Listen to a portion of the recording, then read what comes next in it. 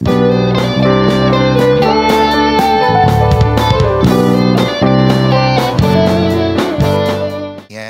Yan. So, ang title po ng message natin for tonight ay, yan, pakibasa nga po. Hindi. Ayan. So, 1, 2, 3, go. The real.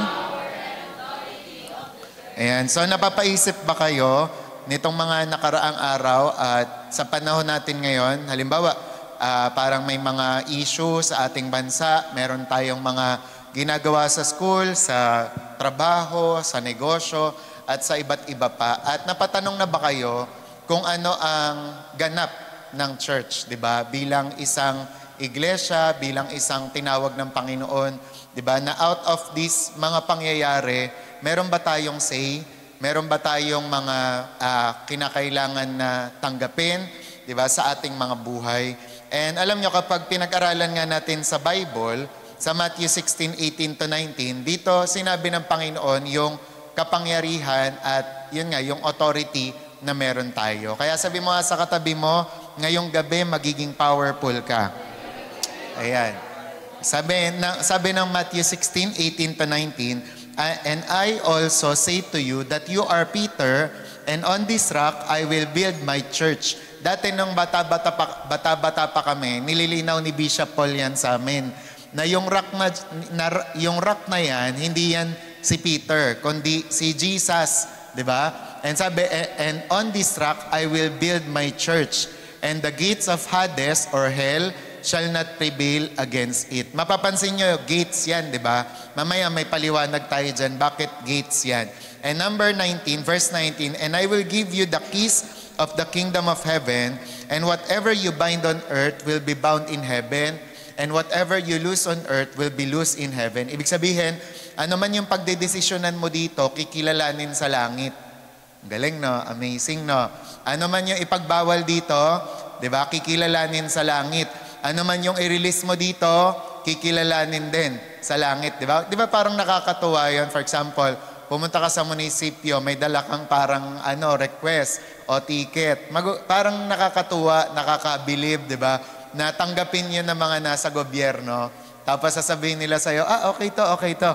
Diba? Kung baga, ibig sabihin, approve siya ng gobyerno. How much more na nakakatuwa kapag tayo, yung mga gawa natin, mga ginagawa natin, nire-release at pinagbabawal, approve ng langit. Kaya yan ang kapangyarihan na binigay sa church, di ba? Kaya ang church hindi siya mahina, hindi siya powerless, di ba? Napaka-powerful talaga ng church. Ang kailangan lang natin gawin ay ma-discover ano yung kapangyarihan na yon, di ba, na meron tayo. Sabi nga, marami daw nag-iisip na ang church ay, ang kapangyarihan niya ay nasa building, nasa dami, nasa programa, o nasa pera. But the real power and authority of the church is spiritual and rooted in Christ Himself. Di ba? Ang kapangyarihan ng church na kay Jesus mismo. Nag-uugat to kay Jesus. Kaya naman, pinaglilinaw nito na the church is not weak.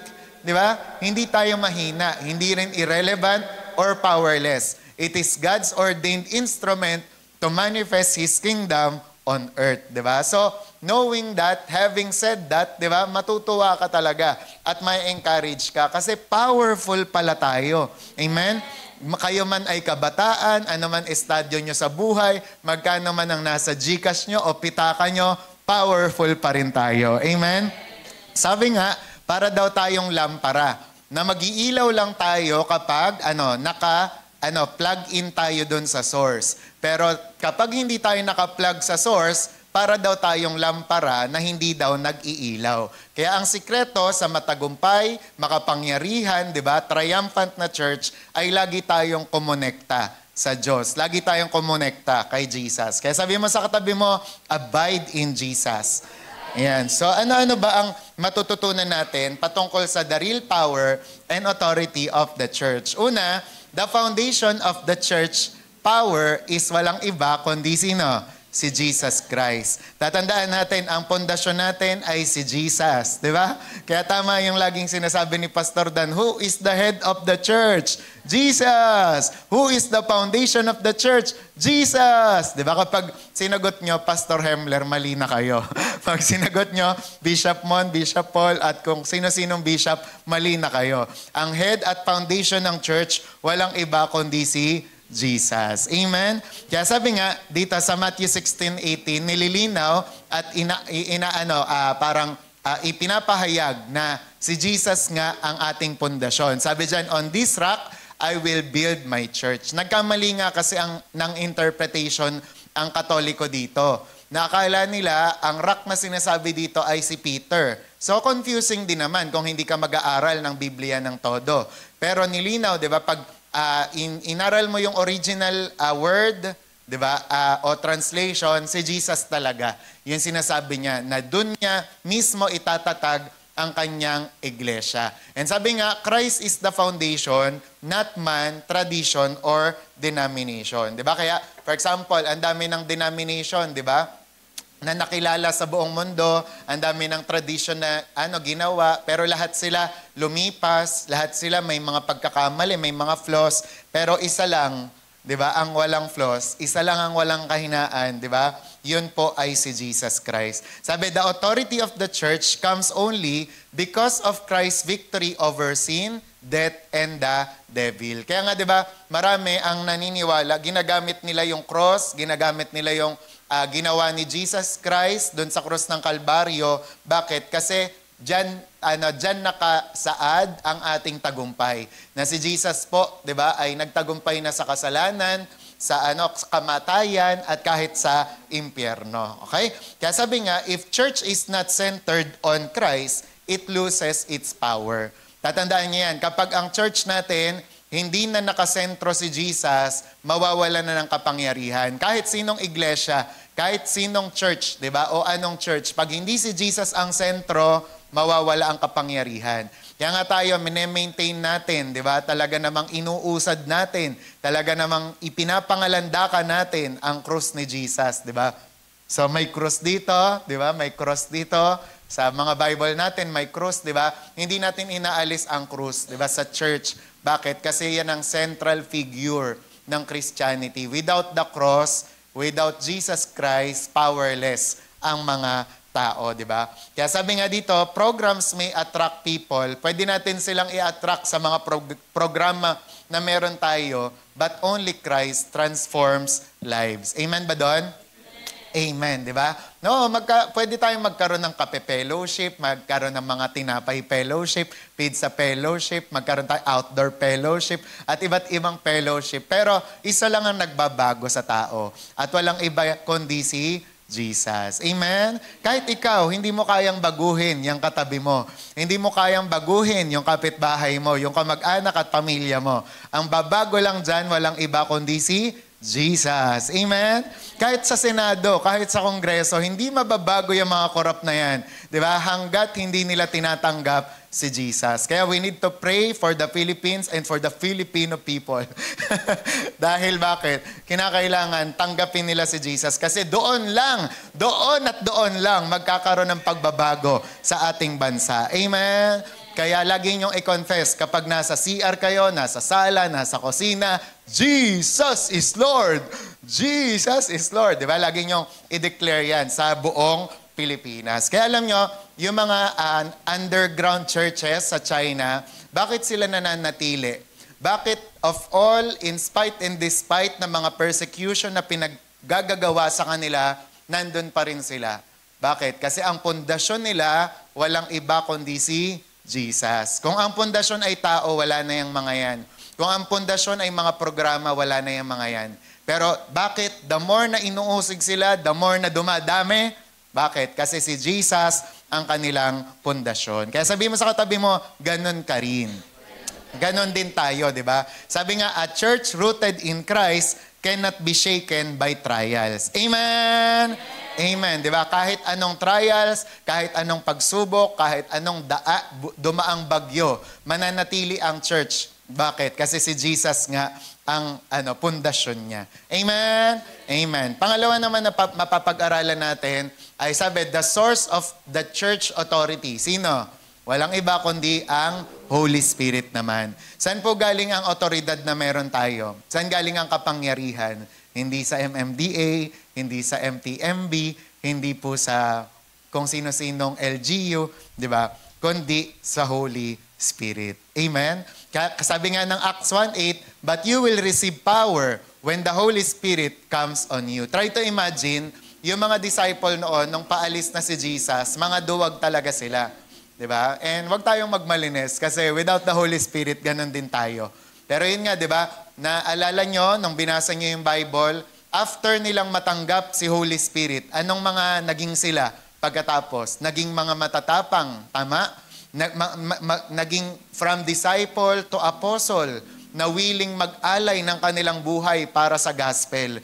Na kahit sinong humarap sa kanila, kaya nilang harapin. Bakit? Kasi they have the Holy Spirit. And also, tayo rin, ganon.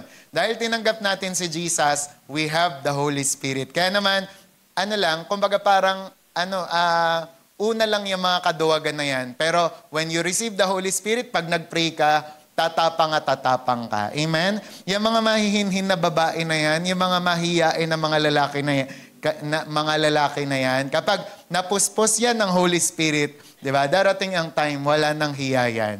Hindi walang hiya, hindi na mahihiya, di ba, sa gospel. Amen? Sabi, the church was powerless until Pentecost. Sipin nyo maigi, walang ma-accomplish, walang ma-fulfill, di ba, walang mapuntahan ang church noon. Panay kaduwagan. Nagtatago nga sila eh. Yung 120 disciples, nagtatago sila. Di ba? Tapos, ang kagandahan lang sa ginawa nila, nagpe-pray sila. Kaya dumating sa kanila ang banal na spirito. Pero after nun, ano nangyari? In-expose nila ang gospel sa maraming mga tao. That's the reason why naligtas ang 3,000, ang 5,000 at 10,000. Kaya dito, ang mensahe pa lang sa atin, ikaw ba ay nagtatago? Diba? Diyan sa iyong kinalalagyan. Diba? Baka kailangan mo ng Holy Spirit in order for you, diba, na i-expose mo ang sarili mo at i-preach mo na ang gospel. Sabi nga, the Spirit empowers the church to preach boldly, heal, cast out demons, and live holy lives. Diba? At ang author nun, o ang gumawa nun, walang iba kundi ang banal na spirito. Diba? Kaya, for example, sila Peter, kaya sila nakapagpagaling ng mga may sakit nun because dahil sa Holy Spirit. Kaya sila nakakapagpalayas ng mga demonyo dahil sa Holy Spirit. Diba? Kung wala si Holy Spirit, wala silang magagawa. Kaya yan yung picture natin. Diba? Na sa Acts Church, alam natin ang kwento nila na sila po ay walang magawa. Diba? Wala po silang ma-accomplish that time. Pero napuspo sila ng Holy Spirit, kaya ginamit sila mightily and effectively ng Diyos. At yung gospel na yon hanggang ngayon nakarating sa atin. Diba? Naapektuhan tayo, naimpakan tayo. Kaya kapag ikaw, iniisip mo kung sino ka, o halimbawa wala kang magawa, next natin yung picture, hindi mo kayang mag-preach ng gospel, remember na lang si D.L. Moody. Diba? Si Dwight Lyman Moody, diba, na kilalang evangelist sa Chicago. Na siya, sinasabi ng mga tao sa kanya, paano kang magpe-preach, uneducated ka? Paano kang magpe-preach, bulol ka nga, buyoy ka nga, di ba?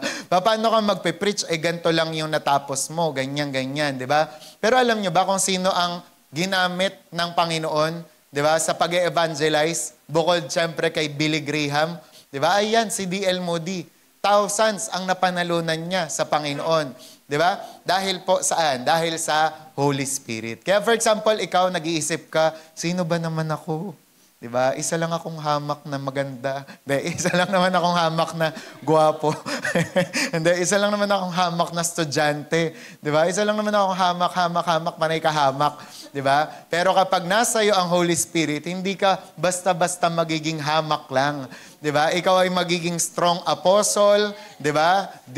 Disciple ni Jesus, 'di ba? At ikaw ay magiging bold na taga-proclaim ng salita ng Diyos. Kaya sabi mo sa katabi mo, kayang gawin ni Lord 'yun sa iyo. 'Di ba? Kaya for example, ngayon pa lang ikaw ganyan-ganyan ka, pero hindi mo alam, di ba? Little by little, yung mga ginagawa mong maliit, pagdating ng araw, pag yan ay pinag-compile, great na pala yan. Di ba? Kasi bakit? Dahil sa Holy Spirit. Amen.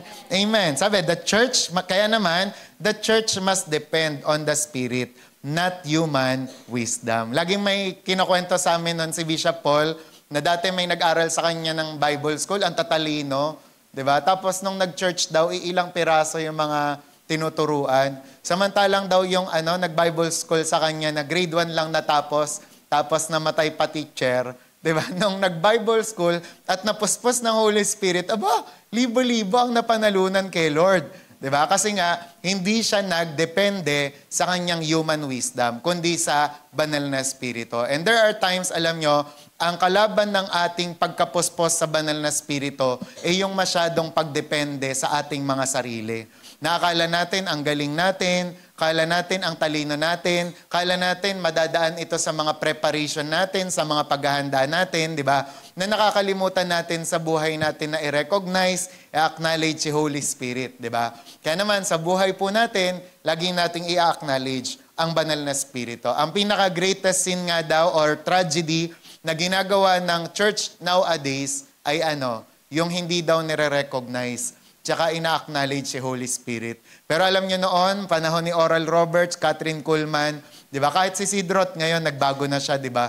Dati, pag sinasabi niya sa It's Supernatural, welcome, di ba? It's Supernatural. Pero ngayon, nagbago na siya habang tumatanda siya. Sabi niya, welcome Holy Spirit, go and flow, di ba? Sa mga buhay natin. Kasi tayo nga, kinakailangan araw-araw, di ba? Pag nabasa nyo nga daw yung book ni Benny Hinn na Good Morning Holy Spirit. Yan, matatouch kayo doon. Tapos may inspire kayo na gawing best friend si Holy Spirit. Yung maya't maya, kakausapin mo siya. Pagkagising mo ng umaga, siya agad ang maiisip mo, di ba? So nawa po, I pray, di ba, na tayo po, maging kagaya po tayo nun, di ba? And sabi nga, prayer and revival come when the church yields to the Spirit's leading. Nangyayari yung matindihang prayer, pananalangin, diba? At revival, kapag tayo daw, nag-yield na tayo sa Holy Spirit. Meron talaga silang katuruan meron silang sinasabi na ang revival daw, ang mga prayer o Christian life, hindi napapagtagumpayan by fighting nga daw kundi napapagtagumpayan mo lalong-lalo na ang flesh kapag nag-yield ka, kapag dumedepende ka. Ngayon, siguro, ang naisip ko nga dito, naalala niyo yung nakikipag-wrestling si Jacob, diba? Kay Lord. Kailan siya nagtagumpay? Kailan natapos yung kanyang pakikipaglaban? Kailan siya pinaltan yung pangalan niya ng Israel? Nung siya ay yung parang napilay-pilay na, 'di ba? Tapos na siya, nag-incline na siya kay Lord. And ganun din daw sa atin. Kapag daw tayo tumigil na tayo sa pakikipaglaban on our own strength, with our own strength, 'di ba? O sa flesh natin, doon tayo magtatagumpay. 'Di ba? Halimbawa tayo, kinakailangan nga tayo, dumating talaga tayo sa time o sa punto ng buhay natin na i-give up mo na yung sarili mong yung alam mo yon galing, yung sarili mong talino, di ba? At dumepende ka na totally kay Lord. Amen? Naalala ko nga may isang pastor na nag-aano siya, nung magpapastor kasi siya, pinagplanuhan niyang maigi, nag-ipon siya, para nang sa gayon, pag nagpastor daw siya, hindi siya magutom. Pero alam niyo ba, nung nagpastor siya, na zero ulit yung mga inipon niya. Kasi bakit? Gustong i-prove sa kanya ng Panginoon na dapat sa kanya ka lang dumepende. Diba? Kaya minsan tayo, pinapahiya tayo ni Lord sa mga kagalingan natin, sa mga sarili nating diskarte, diba? For Him to prove na ang tanging pag-asa mo, ang tanging tagumpay mo ay si Jesus lang mismo, ang Holy Spirit mismo. Naintindihan? Entiendes? Comprende? Si Señor? Amen? Amen? Amen. Diba? So, kaya yun ang sinasabi dito. And then, pangatlo, na matututunan natin, the expression of the church power is the gospel message. Sabihin niyong 3 beses, gospel. Yan, di ba? Yan ang kapangyarihan po natin. Kung gusto nyong ma-express ang kapangyarihan, di ba, ng Diyos, walang ibang avenue o paraan kundi ang i-preach ang gospel. Di ba? Ang tanong, kayo, sino at paano kayong naligtas? Sa Lollipop? Sa Friends? Di ba? Doon sa mga pinapanood na movie o video sa church. Di ba tayo, naligtas tayo through the preaching of the gospel. Kasi di ba sabi ng Romans 1:16, sabi, "For I am not ashamed of the gospel of Christ, for it is the power of God unto salvation." Di ba? So, ganun ang natin, ang pinapagdependehan yung gospel. Kasi siya lang at siya lang ang makakapagpabago sa mga tao. Kaya nga, di ba, dito, for example, di ba, di ba tayong lahat, marami na tayong experience sa eskwelahan, marami na tayong narinig na subject sa eskwelahan, di ba? Pero, for example, sa inyo, naligtas ba kayo ng logic? Naligtas ba kayo ng math? Yung Filipino, naligtas yung kaluluwa nyo? Hindi, di ba? Pero, malalaman nyo, ang tanging nagligtas sa inyo ay yung gospel. Yung gospel yung nag-convict ng kasalanan nyo, yung gospel yung nag-reveal ng totoong sitwasyon ninyo, yung lagay ng puso nyo, kasi it is the power of God unto salvation. Amen? Amen. Kaya, yun ang lagi nating iproklama. Kung merong sasabihin ng church, hindi di ba? Yung parang inspirational lang, yung parang mga kwentong barbero lang. Kung meron dapat iproklama ang church, ay walang iba kundi ang gospel. Amen? Yan ang magbabago sa tao. Sabi nga, the church has authority to proclaim forgiveness, reconciliation, and eternal life. Kaya yan ang binigay sa atin ng Panginoon, yung kapangyarihan ng gospel. Kaya yung katabi mo, sabi mo nga sa katabi mo, karapatan mo yan. Kalayaan mo yan, di ba? Na mag-proclaim ng gospel.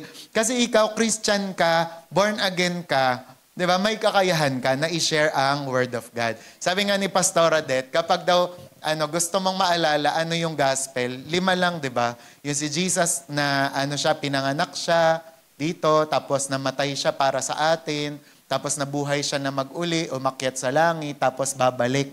Di ba? 5 lang. Di ba? Pinanganak, tapos namatay para sa atin, tapos nabuhay na mag-uli, umakyat sa langit, tapos babalik. Kayo nga?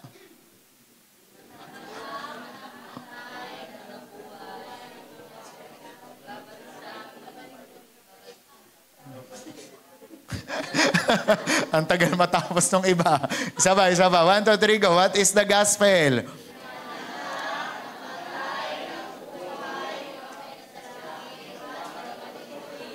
Sino yung pinanganak na yan, tapos namatay, nabuhay? Sino? Si Jesus. Amen. Gusto niyo talaga shortcut, ha? Pinanganak, namatay, nabuhay. Kailangan kompletuhin nyo naman. Okay?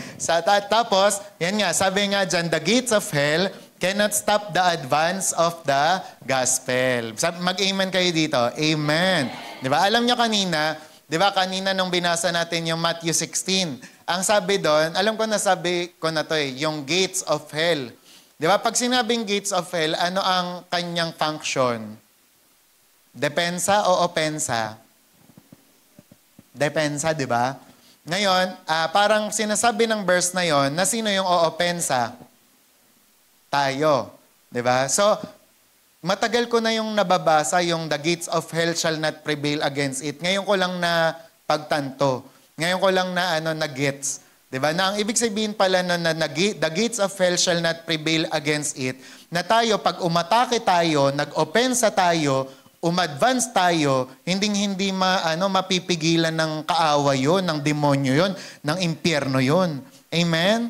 Kaya katotohanan at katotohanan, sinasabi ko sa inyo, pag pinreach nyo yung gospel, walang makakahadlang sa inyo. Amen? Amen. Di ba? Kaya sabi mo sa katabi mo, mag-preach na tayo. Di ba? At ito pa, ang kagandahan pag nagsabi tayo ng gospel. Ang gospel, binibreak niya ang tanikala at nagbibigay siya ng pag-asa. Halimbawa, yung mga mahal natin sa buhay, mukha bang walang pag-asa? 'Di ba? Mukha bang gapos at 'di ba, nakatali ng kung ano-anong mga bisyo? Alam niyo ang sagot para sa kanila, walang iba kundi ang gospel. Amen? Kasi alam niyo, si Jesus 2,000 years ago namatay na siya. 'di ba? Pinalaya niya na tayo, pinagaling, 'di ba? Tayo po ay dineliver niya na. Ngayon, ang kailangan lang natin na ipaalala, sabihin sa tao, ginawa na ni Jesus 'yon. Maraming mga tao, 'di ba? Nagsasabi, for example, yung mga ibang mga religion, laging ang sinasabi nila sa gospel, do. Gawin mo, gawin mo, gawin mo, gawin mo, gawin mo. Di ba? Pero, ang sinasabi ng gospel, done. Ibig sabihin, nagawa na, tapos na. Di ba? Ilan kaya sa atin, di ba? For example, sa mga mahal natin sa buhay, yun ang mga nagpapakahirap para lang ma-please nila ang Diyos. Para lang i-accept sila sa langit. Di ba kaya nga nung pumunta kayo sa Kupang, na videohan ni Ate Anggi yung mga nagpo-prosesyon, yung mga naggaganon. Di ba? Kumbaga, bakit nila ginagawa yon? Kasi may hinihiling sila sa Diyos. Di ba? Iniisip nila na baka sa pamamagitan ng mga pagganong ko, tanggapin ako ng Diyos. Di ba? O kaya naman, magkaanak ako. Yung mga lolang yun, baka gusto pa nila magkaanak, ganyan. Pero yun nga, ang sinasabi dito, di ba, parang sila, do. Tayo, alam na natin, yung kapangyarihan ng gospel, natapos na ang lahat. Di ba? Amen? Kailangan mo na lang panghawakan, kailangan mo na lang kagaya kagabi, lakaran, di ba, yung ginawa ni Jesus sa'yo. Amen? Kaya tingnan nyo, kapag tumahimik daw tayo, ano nangyayari? They lose its authority. Kapag ang church tumahimik lang siya, nawawala yung kanyang otoridad. Kahit nga sa sundalo, di ba? Kahit fully armed pa siya, o kaya naman lahat ng mga arsenals o weapon ay nasa kanya. Pero kung hindi siya lalabas sa kanyang kwarto, wala siyang mapagtatagumpayan. Ganon din ang Kristiyano, na hindi nagsashare ng Word of God, hindi lumalabas, hindi nag-evangelize, di ba? Nawawala ang authority niya. Diba? Parang sa muscle nga daw, pag hindi mo ginamit, you will lose it. Kaya kailangan gamitin ang mga muscle. Diba? So, ganun din po tayo. Naalala ko nga kasi kanina lang ba o kagabi, kinuwento sa akin ni Ate Mer yung binalita sa End Time Headlines na meron daw, parang sa ibang bansa, pinasok yung gang na parang department store. Tapos 20 sila na pumasok doon sa department store na yun. Tapos ninakawan nila, ginawan nila ng masama. Isipin nyo maigi, 20 na mga katao. Diba? Gang na sila. Tapos sakto, si Tony Evans kasi, meron siyang book na tungkol nga sa ganon, sa pagdi-discipleship. Hinihikayat niya yung mga tao na mag-disciple. Alam niyo kung bakit? Kasi ang mga tao daw pala, they are longing for a family.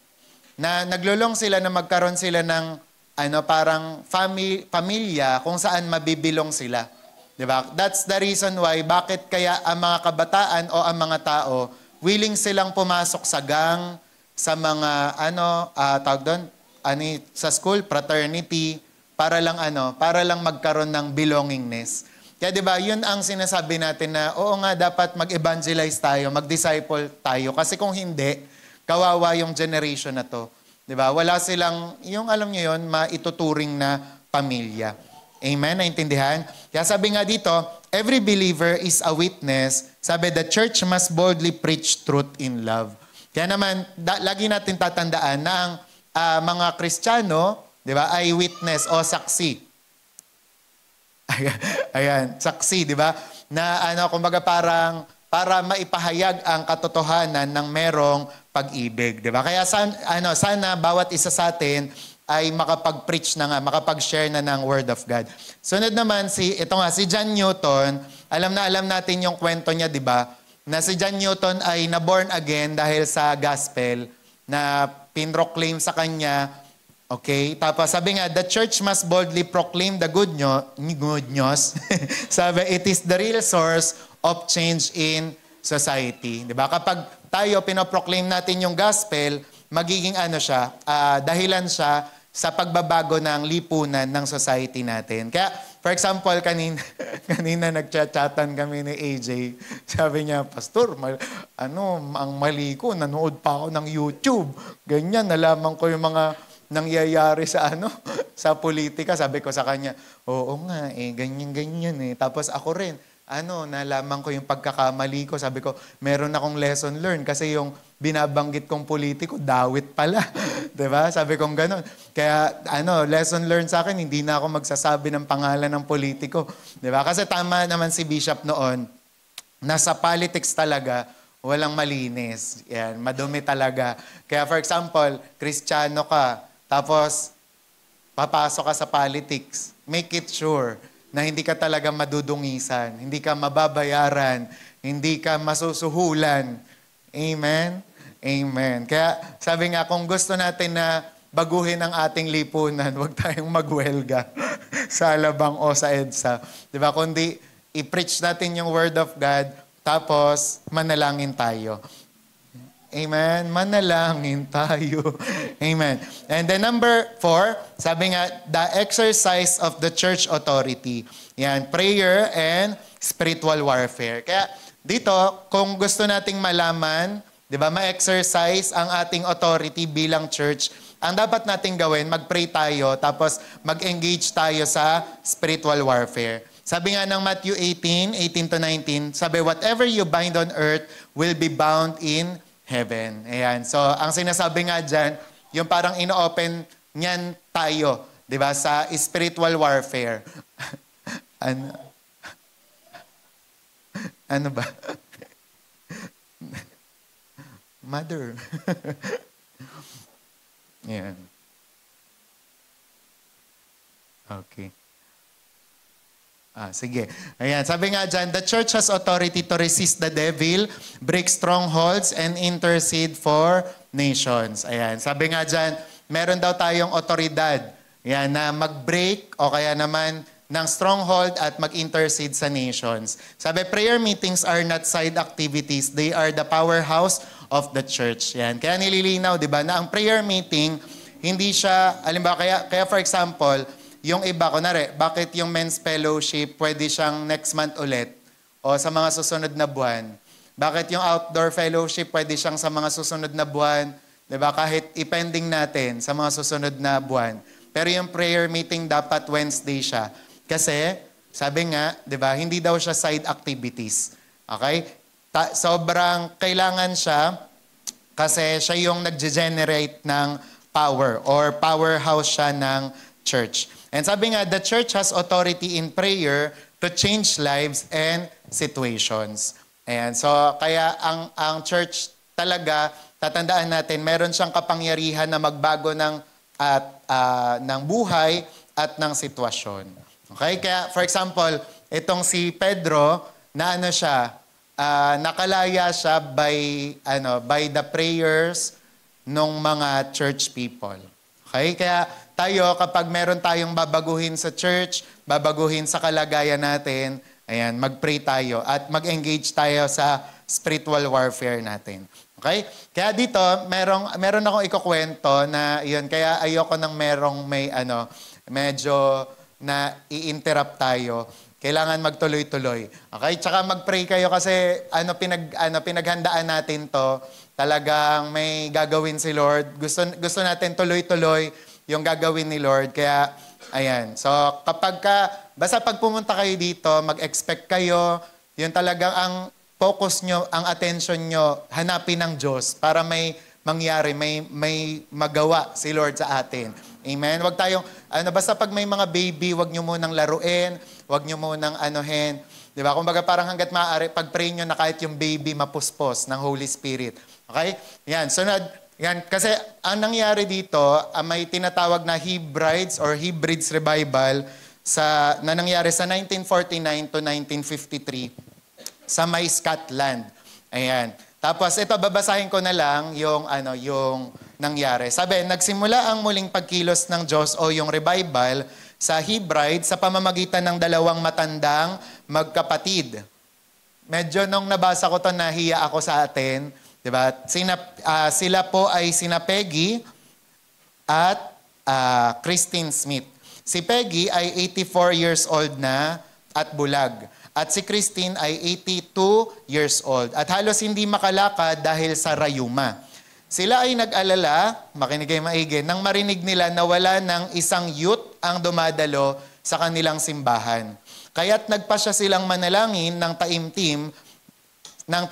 Sabi, 2 beses sa isang linggo. Sabi, tuwing Martes at Biyernes, alas 10 ng gabi hanggang alas 3 o alas 4 ng madaling araw, sila'y lumuluhod sa maliit na kubo nila para manalangin. Diba? So, yung isa may rayuma, yung isa bulag. Sabi, isang gabi, nagkaroon si Peggy ng pangitain. Nakita niya ang simbahan na puno ng mga kabataan. Dahil dito, inudyukan nila tuloy ang kanilang pastor na magpatawag ng pagtitipon ng mga elder. Sabi, 7 lalaki ang nagkasundo na hindi nila titigilan ang pananalangin hanggat hindi gumagalaw ang Diyos sa kanilang bayan. Kaya naman, isang gabi ng November, isang kabataang lalaki ang nanalangin. Sabi niya, Panginoon, malinis ba ang aking kamay? Puro ba ang aking puso? Sabi, hindi na siya nakapagpatuloy, bumagsak siya sa sahig. At parang nawala ng malay dahil sa presensya ng Diyos. Sabi, tatlo pang elder ang nangyari rin ang ganon. Naramdaman nila ang tunay na muling pagkilos ng Diyos ay laging mas may kinalaman sa kabanalan at malinis na pamumuhay. Pagkaraan nito, isang kakaibang presensya ng Diyos ang bumalot sa buong komunidad. Dahil sa nagpray na dalawa na lola, 82 tsaka 84. Sabi, halos wala nang nagawa ang mga tao sa kanilang trabaho dahil ang isipan nila ay puro tungkol sa mga bagay na pangwalang hanggan. Sabi, sa kubo ng 2 matanda, alam nilang tinupad na ng Diyos ang kanyang pangako. Kaya naman, sunod, tinawag nila si Duncan Campbell para manguna sa series ng mga meeting o ng mga pagpupulong. Sa unang linggo, kakaunti lang ang nangyari. 5 kabataan ang nakakilala sa Diyos, sabi, ngunit malaking bagay na rin yon para sa kanila.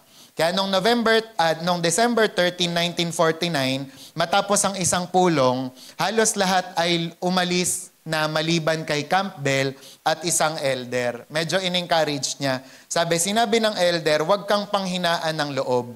Nararamdaman kong parating na ang Diyos, naririnig ko na ang alingaw-ngaw ng kanyang karwahe. Siya'y nanalangin, pagkatapos ay bumagsak din sa sahig. Ayan, so na-fall into sa spirit, di ba?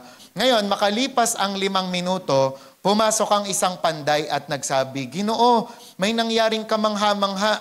Kanina nanalangin kami na buhusan ng Diyos ang uhaw at tuyong lupa. At ginawa niya nga, halika, tingnan mo ang mga tao sa labas. Paglabas nila, mag-imagine tayo paglabas nila, kahit alas 11 na ng gabi, may 600 hanggang 700 na katao ang nagtipon bigla sa paligid ng simbahan. Hindi nila maipaliwanag kung bakit sila naroroon. Basta't may matinding pagkauhaw sila sa Diyos. Sabi, ang pagpupulong ay nagpatuloy hanggang alas 4 ng madaling araw. Isipin nyo yun, OPM, di ba? Sabi, yung malalakas na lalaki ay napayuko at nanginig sa presensya ng Diyos. Tapos, alam nyo pa nangyari, sa kabilang dako, may sayawan kasi. Imagine nyo, dugsh, dugsh, dugsh, dugsh. Di ba? Panoong gabing iyon. Ngunit bigla ring nagsitakbuhan ang mga kabataan papunta sa simbahan na parang umiiwas sa salot. Sa ilang minuto lang, tuluyan nang naubos ang laman ng dance hall. Diba? Dahil sa pagpe-pray. Ngayon naman, may iba naman na natutulog na.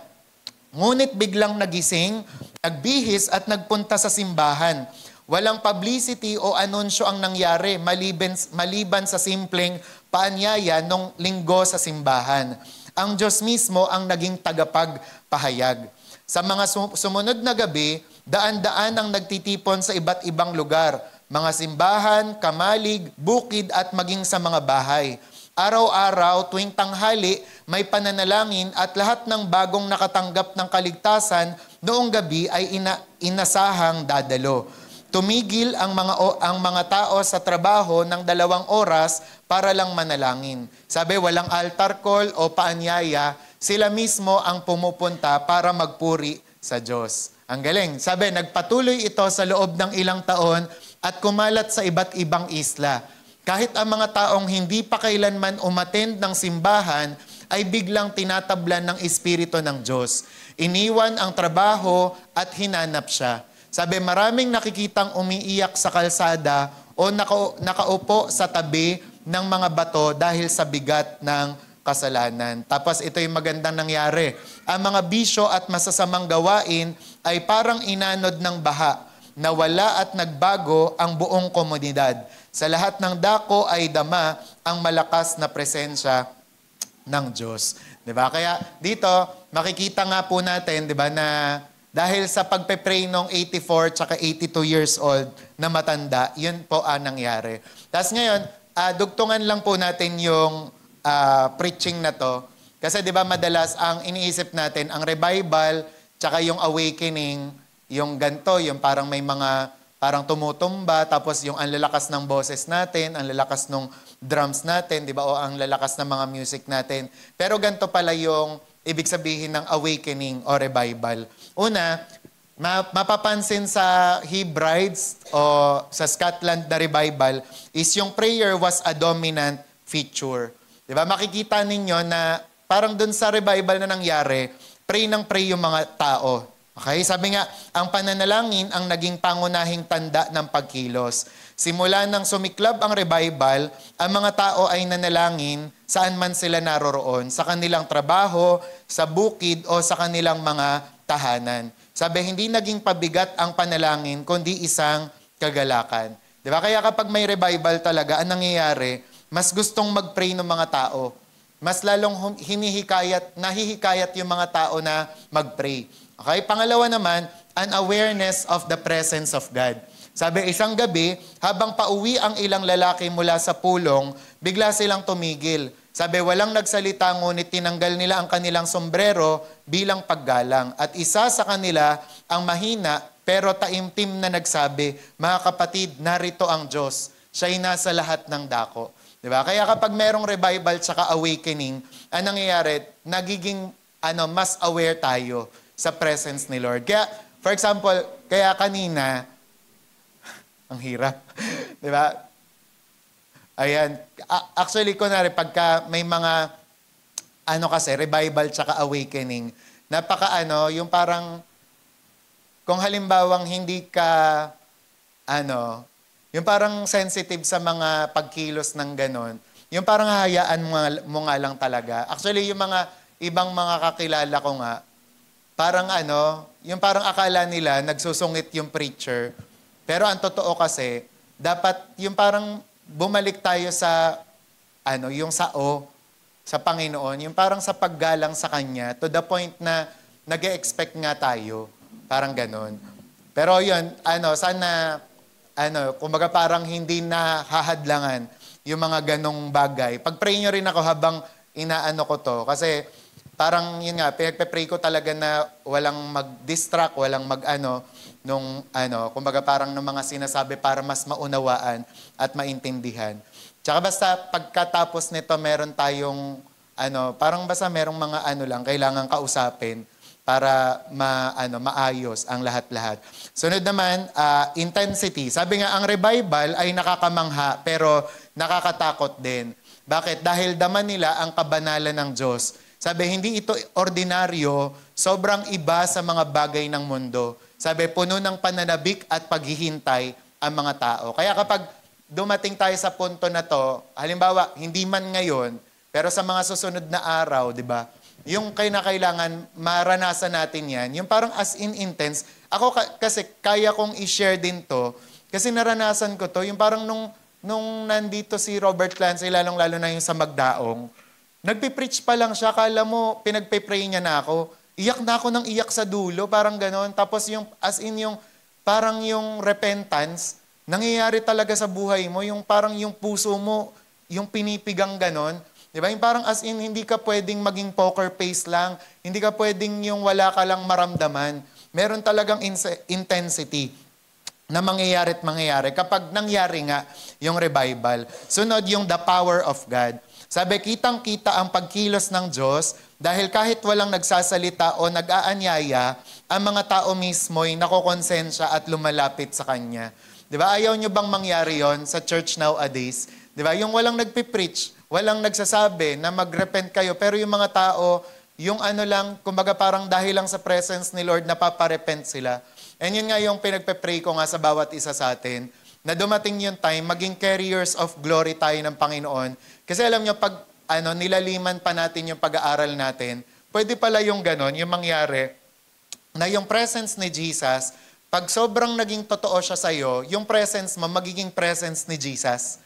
Nai-gets nyo? Naintindihan nyo? Na kapag kunwari ikaw, dumating ka sa room nyo, magbabago yung atmosphere ng room nyo. Kasi yung presence ni Jesus, parang yun nga, yung presence mo, parang presence na rin ni Jesus dun sa kwarto na yon. Di ba? Yung parang wala kang sinasabi, wala kang, hindi ka naman nagpipreach, pero yung mga tao nakokonsensya. Yung parang sinasabi, sino nga ba yung nagsabi nun? Si Grace ba? Yung parang, yung dahil nandun siya, hindi makapagmura yung mga tao. Yung dahil nandun siya, nakikita nila siya, yung presence niya, hindi sila makagawa ng kasalanan. Di ba? So, ganun dapat yung mangyari sa atin. Hindi yung kunwari, pagka dumadating tayo sa kwarto o dumadating tayo sa isang lugar, parang wala lang. Di ba? Parang tuloy pa rin sa kasalanan yung mga tao. Kailangan dumating tayo sa punto na ganon. Sunod naman, the power of God. Sunod yun, the conviction of sin. Isa rin sa mga palatandaan ng revival o great awakening. Ito, yung sabi, ang mga tao ay umiiyak, nadudurog ang puso at labis ang kalungkutan dahil sa kanilang mga kasalanan. Sabi, ang ilan ay hindi makayanan at halos gumulong sa lupa sa tindi ng bigat ng damdamin, di ba? Naranasan nyo na ba yon? Yung parang ayaw nyong tumigil kakapray kasi repent kayo ng repent, sisi kayo ng sisi sa mga kasalanan. Di ba? Kaya nga ako gusto kong mangyari yon sa buhay natin, sa mga bawat isa. Di ba? Kasi for example, nangyayari rin yun sa atin na minsan, yung parang magre-repent tayo, tapos magpe-preach tayo ng tungkol sa repentance, pero magugulat ka, ang post ganun pa rin, yung story ganun pa rin, yung note ganun pa rin. Ibig sabihin, hindi pa ganun na nagmamanifest or na kumbaga nagiging totoo yung encounter nila sa Panginoon. Kaya nawa ipag-pray natin yun, yung deep conviction of sin, yung as in kaya mo na iiwan yung kasalanan, 'di ba? Na meron ka o ginagawa mo ngayon. Kasi yun nga, for example, may mga kumbaga parang nakakalungkot yung mga ganong report, 'di ba? Na for example, after ng revival, yung parang meron pa ring mga nag-aaway, after ng revival, may ganito pa rin. Kaya nga, pinapaliwanag yan ni Vlad Savchuk na ang deliverance without discipleship, delikado.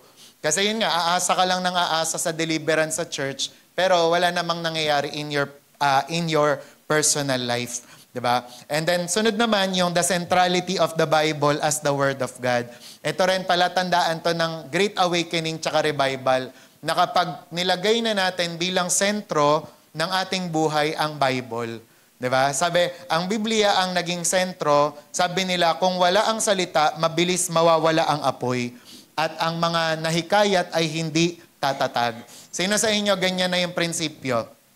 Diba? Sino sa inyo ganyan na yung pananaw nyo sa buhay? Na kapag pag hindi ka nagbasa ng Bible, lalamig ka. Pag hindi ka nagbasa ng Bible, mawawala ka rin lang din sa Panginoon. And nawa, ganun din yung maging prinsipyo natin. Again, sinasabi ko ulit to, di ba? Hindi tayo yung parang nagpaparami lang dito, kundi dapat mas lalo tayong magiging solid, magiging matatag kay Lord. And mangyayari lang yon kapag ang sentro ng ating Kristiyanong buhay ay ang salita ng Diyos. Sunod naman, ito pangarap ko to, yan, si Duncan Campbell ay nangaral mula sa puso at patungo sa puso. Sabi ng may tapang at otoridad. Sabi ang kanyang pangangaral ay payak, personal, masigasig, makapangyarihan, tumatagos at praktikal. 'Di ba? 'Yun ang longing ko, 'yun ang prayer ko na sa bawat mga preacher, teacher, mga tumatayo dito sa pulpito, mangyari sa ating lahat ng 'yon, 'di ba? Na pagka nangusap tayo, nangaral tayo, talagang tagos sa puso yung mga sinasabi natin. Kaya nga nung parang sino ba yung kachat ko, si Tin ba yun? Yung parang ini-encourage niya ako dun sa preaching na narinig niya parang last time. Pero sabi ko sa kanya, hindi mo lang alam, Tin, hindi yung mga dilema na inaabot ko every time na bababa ako dyan sa pulpito, bababa ako sa stage, na merong atake sa isip ko, mga intrusive thoughts na, Lord, did I do it right? Parang gano'n. Nasabi ko ba siya ng tama? Na yung lahat ba ng sinabi mo sa akin, nasabi ko? O meron akong mga nakaligtaan? Parang gano'n. Hindi nyo rin kasi alam, yung kalbaryo, di ba, ng pagsasalita dito sa harapan. Kaya yun nang nilulong ko, pinagpe-pray kong maigi, na sa bawat mga pangangaral natin, talagang makita at mangyari yung kalooban ng Diyos. Sunod naman, kapag merong revival at great awakening, ay may great joy din. Siguro ito yung magiging sagot talaga sa lahat ng mga nade-depress at mga feeling nyo kulang kayo kay Lord. 'Di ba? Sa lahat ng mga nalulungkot. Sabi, lahat ng dako ay puno ng tuwa at pasasalamat sa ginawa ng Diyos. Tayo alam naman natin 'di ba? Kaya nga nung parang nag-release na mga sama ng loob yung mga YA, or hindi naman sama ng loob kundi mga sinabi lang nila kung ano yung mga pinagdaanan nila lately. Alam natin 'di ba kung ano yung sagot doon. And yun nga yung kapuspusan ng banal na spirito, yun yung pag-i-stay sa presensya ng Panginoon. Kasi alam natin na in His presence there is fullness of joy. In your right hand there are pleasures evermore. Kaya kapag nalulungkot ka na, nade-depress ka na, ibig sabihin kulang ka na sa presensya ng Diyos. Kailangan mo na ulit na magpapuno, kailangan mo na ulit na puspos ng banal na spirito. And ito, sinasabi ko siya not to please you, di ba? Sinasabi ko siya out of concern kasi wala akong maibibigay at may o-offer na sagot. Hindi ko kayo pwedeng sabihan o bigyan ng mga antidepressant na capsule o ng mga gamot. Hindi ko kayo pwedeng laging supplyan ng mga sleeping pills, mga melatonin, di ba? Kasi alam natin ano ang mga sagot, di ba? Sa mga spirit ng heaviness, ng mga depression, kundi yung presence ng Panginoon. Di ba? Yun ang prayer ko nga yung parang alam niyo yun, basta yung parang lahat mawawala, lahat ng mga negativity mawawala because of the presence of the Lord. Na minsan nga, nakaka-challenge din yung sinasabi ni David Hernandez, tsaka ni Benny Hinn, na there are times daw, hindi mo kailangan mag-rebuke ng mag-rebuke. Kasi pag dumating na talaga sa iyo yung presence ng Panginoon, kusa na silang maglalayasan yung mga bad spirit, di ba? Kaya how we long, di ba, for that moment to come sa mga buhay natin. And also, mapapansin nyo kapag may great awakening tsaka revival, merong mga heartfelt singing. Di ba? Nasabi, kapag umaawit ang mga tao, nagbabago yung atmosphere kasi sincere sila umawit. Di ba? Sino sa inyo, yung masasabi nyo talaga, itong prayer meeting na to, sincere akong umawit. Di ba? Itong prayer meeting na to, kumanta talaga ako ng buong puso kay Lord. Di ba? Sabi, ang mga kabataan, ito, prayer ko to, di ba? I wish, di ba, ganito yung mangyari. Ay umaawit habang naglalakad pa uwi. Di ba? Sa bus o sa kalsada. Sabi, may mga bagong hymns, ring na isulat at kinakanta sa mga simpleng pagtitipon. Yung mga informal gathering nila, bigla silang nagkakantahan. Naalala ko to, nangyari to sa amin way back 2020. Alam nila Risa to nila Sai, nung mga nagtitipon kami sa bahay, nagsisimpleng jamming lang kami noon, may beatbox lang, tapos merong acoustic guitar. Maya-maya, nag-worship na pala kami, nagkapuspusan na, di ba? Kumakanta na ng mga how great is our God, ganyan-ganyan. So, parang, tapos after nun, nagkagulatan kaming lahat. Di ba nagja-jamming lang tayo, nagkakantahan lang tayo, tapos biglang napuspos na kami ng Holy Spirit, mga nagtangs na, di ba? Kaya, mabalik yon, di ba? Hindi lang siya parang maging istorya, 'di ba? Maging history, mabalik 'yon, 'di ba? Kailangan madig ulit natin yung wells ng revival kung 'yon ay mga natabunan na, 'di ba? And also, ito yung prayer ko din, 'di ba, na mangyari sa atin na pag may great awakening tsaka revival, love and unity with no age gap. Magkakaroon talaga ng pagmamahal tsaka unity. Yung walang siraan, walang chismisan, walang mga parang backbiting na nagaganap. Ang Great Awakening, nagdadala siya ng totoong love at saka unity. Di ba? Sabi, walang pagitan ng edad.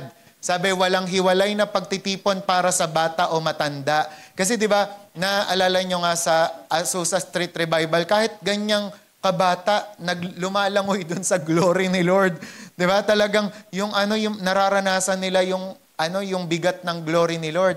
Sabi nga, 4 na dalagita ang tumanggap sa Panginoon sa unang gabi at agad silang nagpatotoo sa kanilang guro kinabukasan. Isipin nyo, na-revive, na-awaken nung gabi na yon. Kinabukasan, nag-share sa teacher, di ba? Amen. Di ba? Prayer ko yan. Di ba? Nakapag nare-revive tayo, ang totoong palatandaan na na-revive, Kinabukasan, nagulat tayo, ay, si Raylene nag-share sa principal. Di ba? Kumbaga parang, kakaiba, ang galing. Di ba? Yung parang, yung may nagiging resulta. Kinabukasan, merong epekto.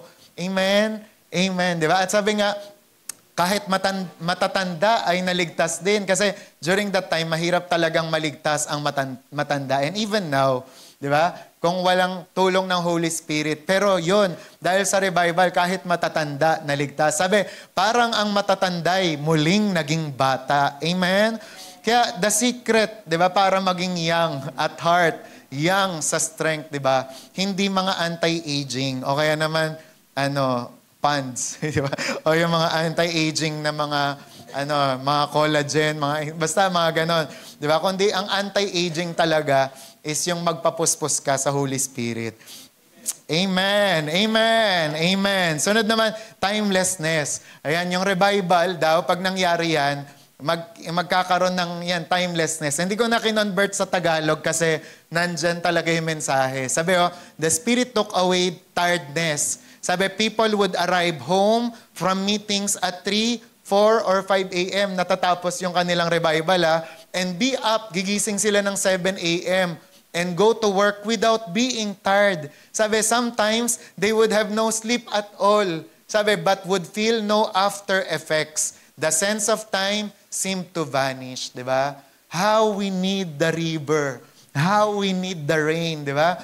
Kaya sa panahon na lahat pagod, lahat ay nararanasan ang kabigatan, baka kailangan natin, di ba, ng revival. Baka kailangan natin ng new touch from the Lord. Amen? Amen. Ako nga, thankful ako. Amen. And thankful ako kay Lord nung mga nakaraan. Kasi I have decided nga na, Lord, kailangan mabago ako. Di ba, tinestimony ko yun sa YA. Sabi ko, ang dumi ng utak ko, parang feeling ko hindi ako mararapture, kaka-Facebook ko, kakaganto ko, ganyan. Tapos di ba, ang unang step ko, ginaya ko si Ate Mer, activate ko yung Facebook ko, tsaka Instagram. Tapos, for the first time ulit, di ba, nag-fasting ako ng not to boast ha, kinukwento ko lang kasi yun nga, testimony na rin, part of my testimony. Parang binalik ko ulit, sabi ko, Lord, kung 3 days lang ako nagfa-fasting nung mga nakaraan, dadagdagan ko ngayon. Kaya sinimulan ko yung fasting ko Tuesday, tapos hindi na ako kumain Wednesday, tapos Thursday, tapos Friday. Tapos alam ko, Saturday lang ako kumain. Diba? Kaya sabi, after nun, parang basta meron talagang ginawa si Lord inside of me. Na as in, alam niyo yun, yung as in renewed ka, yung parang bagong pastor ka ulit, bagong nilalang ka ulit. And there are times, kailangan talaga natin yun, di ba? Na kailangan mong bumabad ulit sa presence ni Lord, magkaroon ulit ng mga spiritual discipline. Tsaka yun nga, yung parang, sinasabi ko nung linggo, na kapag sick and tired ka palagi, baka meron ka ng kailangang baguhin sa iyong regime at routine, di ba? Kumbaga dapat i-challenge mo na yung mga sarili mo to go deeper sa Panginoon. Amen? Amen. Sunod naman, the faithfulness of converts. Ito rin matindi to. Nawa, ganito rin sa atin. Di ba? Sabi, matapos ang 2 taon at kalahati, halos walang bumalik sa dating pamumuhay. Sa libo-libong naligtas, marahil 4 lang ang tinalikuran, ang pananampalataya. Ganon ang genuine revival. Ganon ang great awakening. Walang nagbabackslide. Walang tumatalikod sa Panginoon, di ba? Kaya yan ang ipag-pray natin. Kasi ang totoong revival, simula nang ikaw ay naka-encounter kay Lord, hanggang wakas, hindi ka tatalikod. Amen? Ganon ng revival, ganon ng great awakening. Okay? At tapos, ito pa, phenomena occurred. Diba? Sabi, may mga nangyari daw na phenomenal. Sabi, may mga nahulog sa trangkisya o trance o nakaramdam ng labis na galak. Sabi, ang pinaka-kamangha-mangha ay ang isang bahay na yumanig na parang lindol. Tapos, may nagulat din na nakarinig ng musikang makalangit. Sabi, minsan, dinala ni Catherine Campbell ang kanyang mga magulang para pakinggan. Pakinggan niyo yung mga awit na mga anghel. Ngunit nang dumating sila, 2 babae lang palang umiiyak at nagdadalamhati dahil sa kasalanan ang kanilang nadatnan.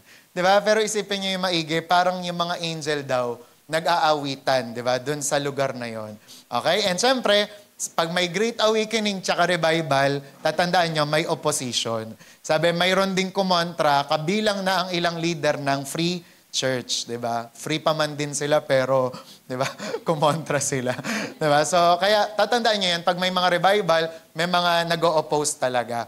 Kaya naman, sabi nga, noong 1949, makinig tayo maigi, dumating ang revival sa Louis. Kahit wala silang mga choir, organ, instrumento, komportabling upuan, programa sa mga bata o nanay, holiday Bible clubs, PowerPoint o transportasyon. Sabi, bihira pa ang may kotse, ngunit gumawa ng mga himala ang Diyos at dinala ang daan-daang kung hindi man libo-libong kaluluwa sa Kanya. Ano ang naging susi? Ang naging susi ay pananalangin, panalangin at higit pang panalangin. Di ba? Pray and pray and pray. Kasunod nun, ang makapangyarihang pangangaral ng ilang lalaki at ang lahat ng iba pa, Diyos na ang gumawa. Amen? Gusto niyo yon? Gusto niyo yung mga natunghayan nyo? Diba? Kaya naman, i-exercise natin yung ating pananalangin. Kaya ito na, mabilis na to. Sabi, the church must use its authority in prayer to see families, communities, and nations transformed. Kung talaga gusto natin ng pagbabago, mag-pray tayo at engage sa spiritual warfare. Sabi, without prayer, we fight battles in the flesh and lose. And prayer is the church's greatest weapon, stronger than politics, money, or strategies. And last na po ito, panglima, the demonstration of the church authority, holy living, and good works. Yan. Sabi ng Matthew 5:14-16, kasama na sa good works yung mga miracle signs and wonders. Sabi, you are the light of the world. Kaya parang konektado pa rin sa pinag-aralan natin last Sunday, tapos sa tinapik ni Berna sa YA nung Sunday na tawag doon, it's your time to shine. Sabi, the world sees the power of the church not just in preaching, but in how believers live. Sabi, authority is confirmed when the church practices love, unity, generosity, and holiness. Diba? Makikita ng mga tao na totoo tayo kapag nakikita yung mga good works sa atin. And sabi, a hypocritical church loses credibility. Kaya tinatanggi natin yan. In Jesus' name, hindi tayo yan, di ba? Ito ang kiniklaim natin. A spirit-filled church, a Christ-centered church shines as salt and light of this world. Kaya sabi nga, the world listens to a church that lives what it preaches. Mapapakinggan lang tayo o papakinggan lang tayo ng mga tao sa mundo kapag pinapamuhay natin yung ating mga pinapangaral. Kaya in conclusion, sabi, the real power of the church is una, Christ is our foundation. Pangalawa, the Spirit bilang ating source. Diba? Pangatlo, the gospel bilang ating message, and prayer bilang ating weapon, and holy living bilang ating testimony. Kaya ang challenge sa atin ngayon at yung kumbaga parang kinakailangang mangyari, yan sabi, let us rise up as a powerful church, not in human strength, but in Christ's authority. Amen? So yan, that is the real power and authority of the church. Sige po, let's pray.